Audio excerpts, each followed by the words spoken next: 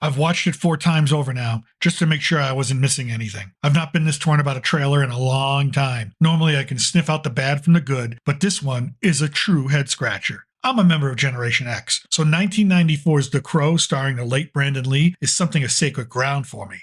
It's one of those movies, not only in look and feel, but in sound, that speaks to me in a way only cultural touchstones of the 90s truly can. The Cure, Stone Temple Pilots, Violent Femmes, 9 Inch Nails, Rage Against the Machine, Helmet, Rollins Band, Pantera, all contributors to a soundtrack that became ubiquitous with the summer release of the film. Big Empty Alone by STP became one of their most recognizable hits and propelled them even further into stardom after the release of Core and just a month before they released their second album, Purple. And Brandon Lee's portrayal of the titular character was not only something to behold back in the day, but has continued to influence acting choices long past its time. His accidental death during filming only made his ethereal turn even more haunting and cemented his status as one of the many lost heroes of my youth. And if you think my praise of Brandon Lee's acting and my reverence for his untimely passing is misplaced, consider this. Alex Proyas, the director of the original film, said that Brandon Lee was unhappy with the way his face paint looked when the makeup department applied it to him before shooting. Lee and Proyas then agreed that it would look best if Lee applied his own makeup every night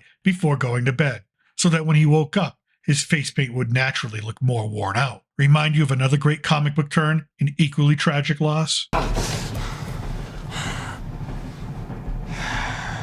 Hi. Ha ha. And I thought my jokes were bad. You're nothing but street grease, you heard? Street grease, you motherfucker! Is that gasoline I smell? No, man. No! No! No!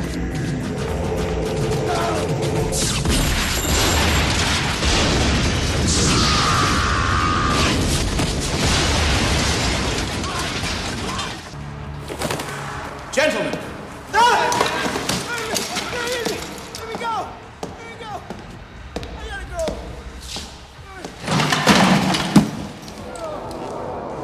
You're him, huh? The Avenger. The killer of killers. Nice outfit. Not sure about the face, though. I just want him. Well, you can have him.